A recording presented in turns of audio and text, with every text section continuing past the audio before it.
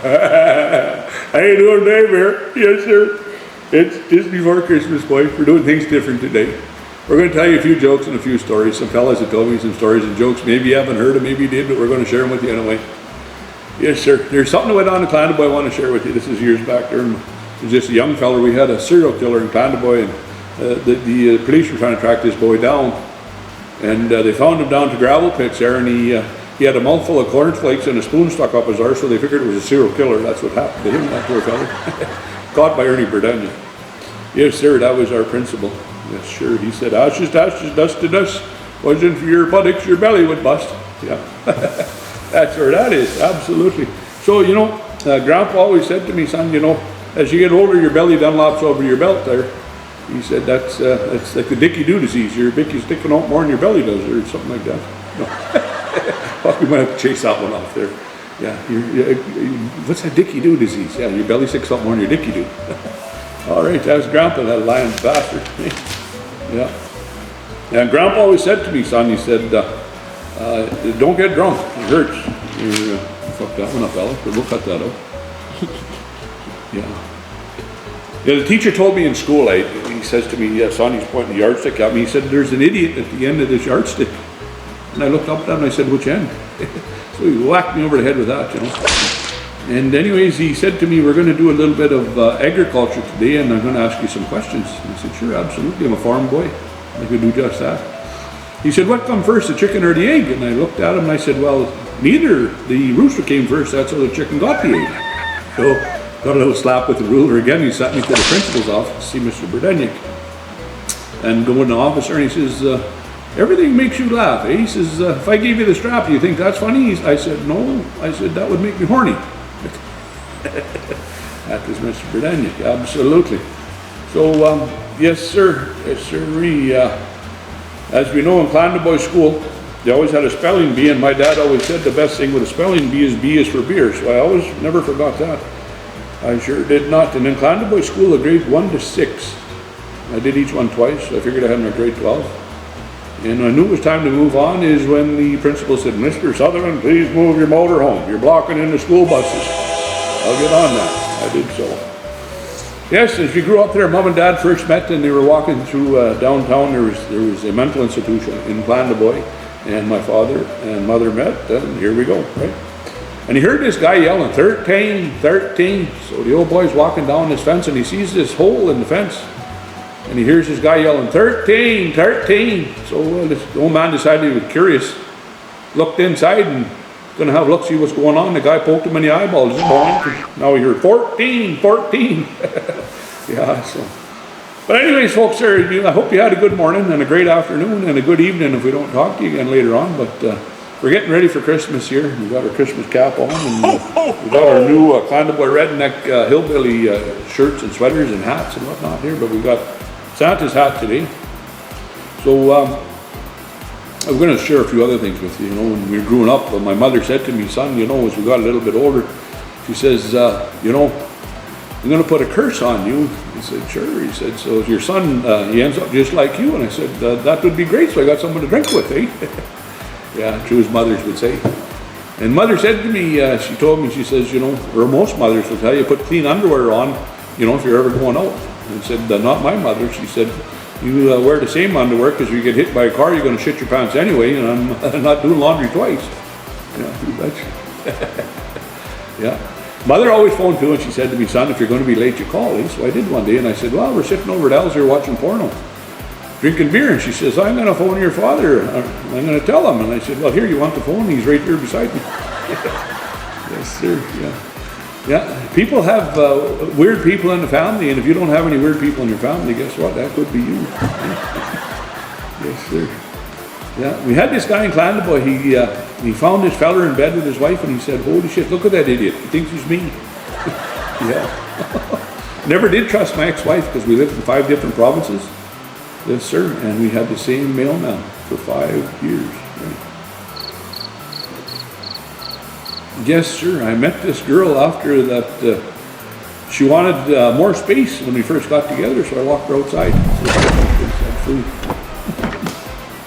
Yeah, the old man used to say, a farting horse will never retire, but a farting man, he's a kind of hire. Yes, sir.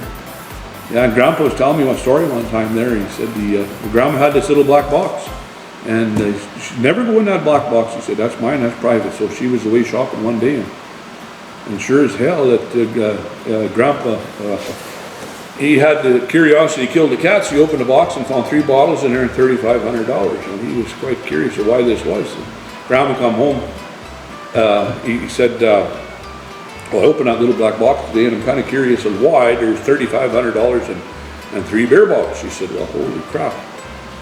She said, well, it goes like this. She says, every time I cheated on you, she says, I put a beer bottle in the box. She said, well, that explains that, but where did the $3,500 come from? She says, well, every time I got a case, I cashed them in.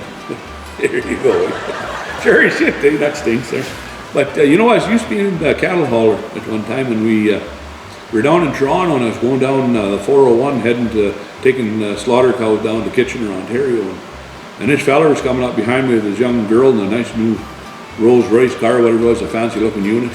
Not something we got out here in Clandeboye, but you know, the holes in the side of the trailer are about so big, and they're about the right height of the cow's behind. And this guy's coming up and he's pointing at the trailer, and as luck would have it, and I wouldn't chit you about this one, because when a cow dropped one, it came right out the side of that trailer and went over top of the window and landed in the back seat. And this fella with his daughter, then he's going like this to me, and I'm shaking my head. He says, it wasn't me that shit on you, it was the cow. So move on. Yes, sir. Yes, sir. And my brother-in-law told me, he said that he found out the wife was faking orgasm. He said 4 of his best friends told him just that. So he learned something there that day. Yeah, you know, when we all grow up, we all want a car. So on my 16th birthday, I said to my dad, you know, he'd get me a car, and I said, well, that would be nice. He said, but first off, you got to bring your grades up. And I had long hair, so he said, you got to cut your hair and get a job. So I did just that. And geez, I'm kind of thinking I didn't want to cut my hair. So my daddy come home from work one day. I said to him, I told him I got a job and make all that money for that car there. And then I'm thinking, I got to come up in the store here. I don't want to cut my hair. And so I told him, I said, you know, Jesus had long hair. He said, that's right, son. But Jesus walked every goddamn place he went to.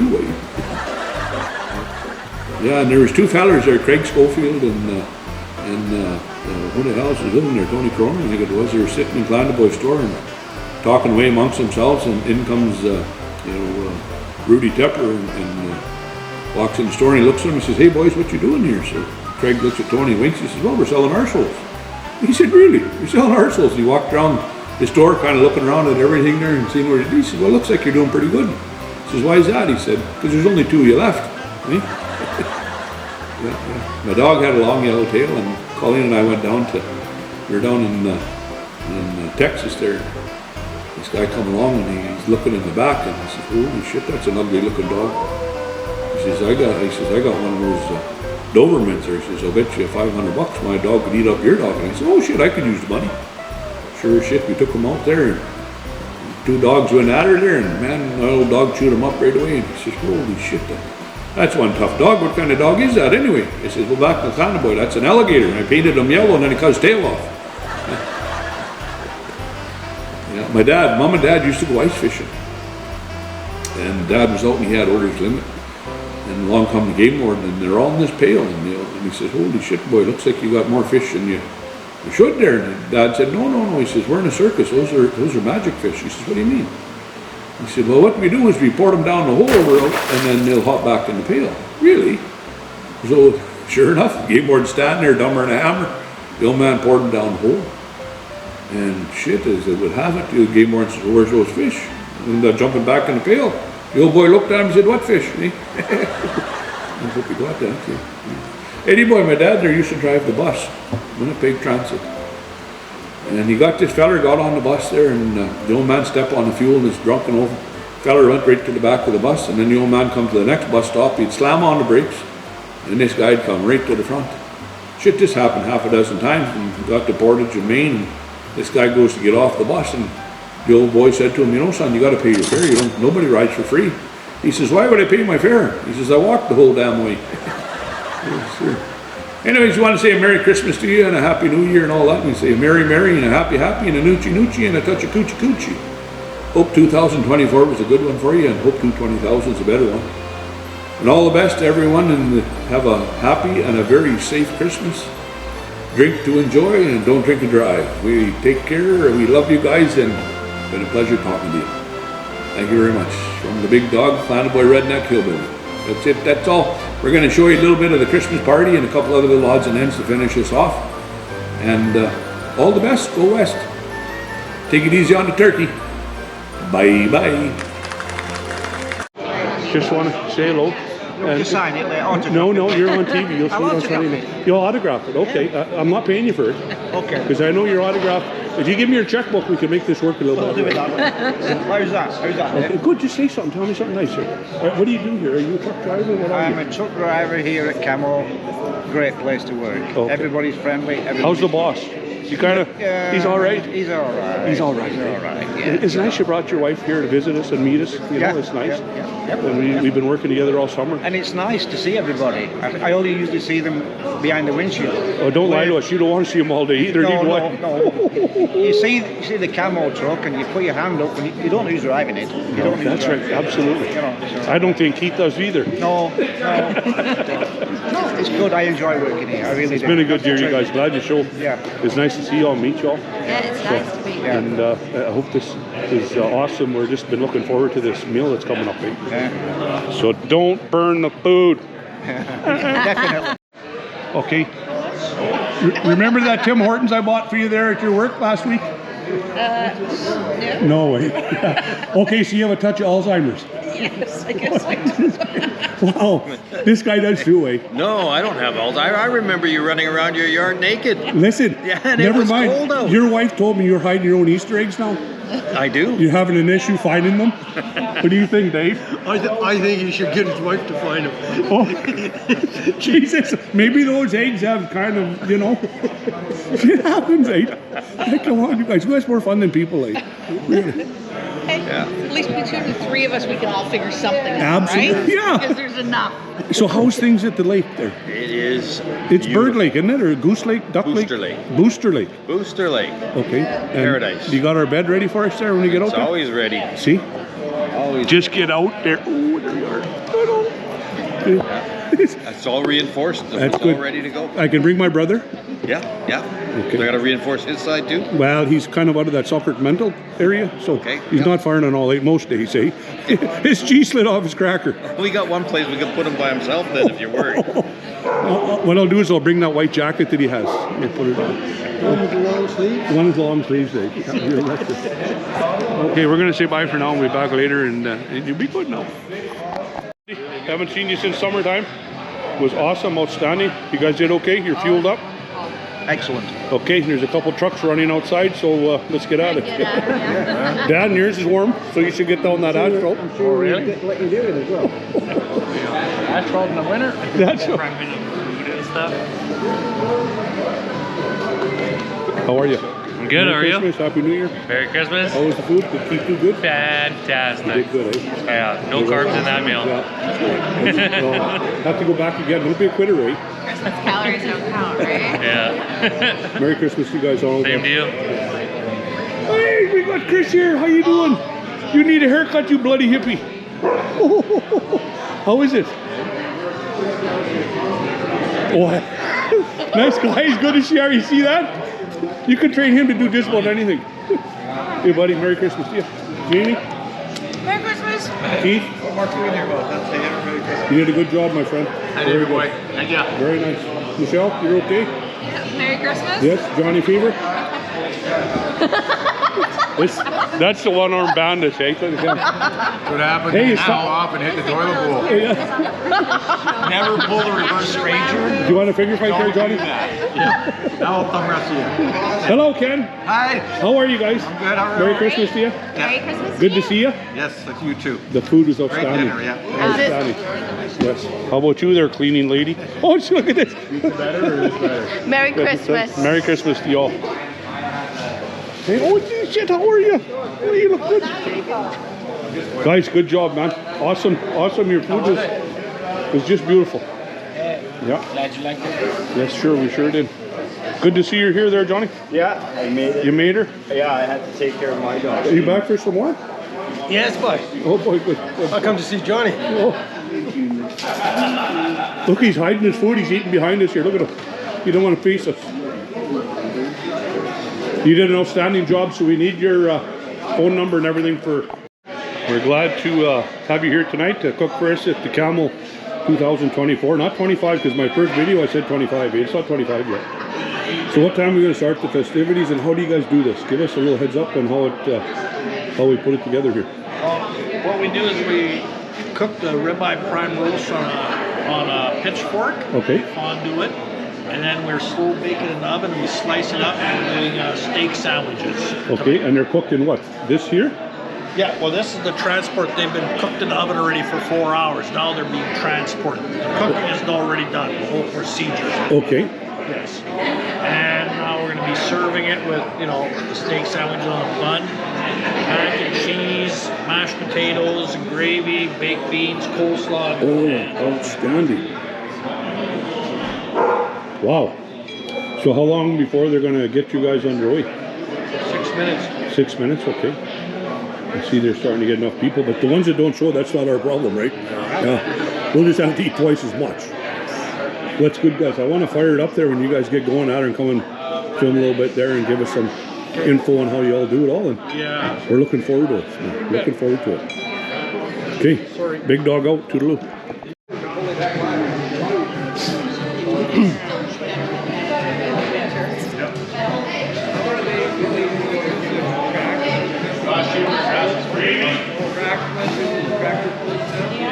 We're sort of winding up the supper here at Keith and Jamie's. And the redneck hillbilly is giving us the blow-by-blow description of what the supper was like. I know I sure did. Jenny Craig will never know about this, or any one of you who are on that diet. So I think we deserve to give these guys a round of applause for our There's our catering. Mary's Pittsburgh and Steinbach. This man's not shy. Yeah. Well, we put this on to show appreciation to everybody and all your hard work for us throughout the year, because if it wasn't for you guys, we wouldn't be here. So thanks everybody for everything you do for us and keep this company going strong. Does that mean testing too? Oh, no. No, we couldn't do it with anybody else. Thanks, guys. See you. Cheers. Merry Christmas. Merry Christmas. Merry Christmas. I couldn't afford to buy this. Diane bought it. Yeah, but I got it. I borrowed for. Yeah. Okay. Why didn't you buy? What is that? I don't know what it is. I'm This is from Craig Schofield. Keith looks a little apprehensive. He's going to open this. Childproof. Childproof. Yeah. Oh, there we go. Please read. I need my glasses. Find the boy student. Glasses. I washed these very carefully, and I used the dryer too, because I wanted them to look okay for someone nice as you. I kind of thought I'd shrunk them, but please don't look so sad. Just wanted to surprise you, and it isn't all that bad. I stitched them very carefully, just so they look real neat, and when you're done admiring them, you lost your underwear. You have to.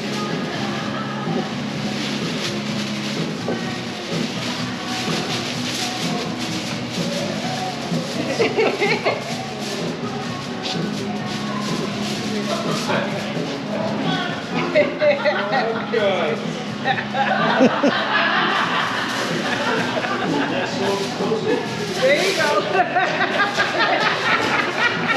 Thank you very much, people. So I'm going to wear them tonight. And we'll see if Jamie can put her feet in these ones. And if Dave wasn't here filming right now, I'd say a lot more. If everybody doesn't know, that's Jamie's dad. He has to behave himself. Thanks, Greg and Diane. That's where my socks went. That's a present from Diane Schofield. Hey, boys and girls, I'm putting that donation box up here. Okay, ready? This is for the drivers. That's a size too big for you. So why did the sperm cross the street? Clayton put on the wrong sock this morning.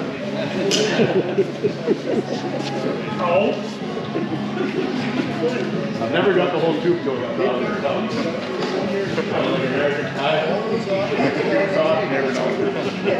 I got the A lot of these people I don't know, but they're all working for Keith and Jamie. Yeah.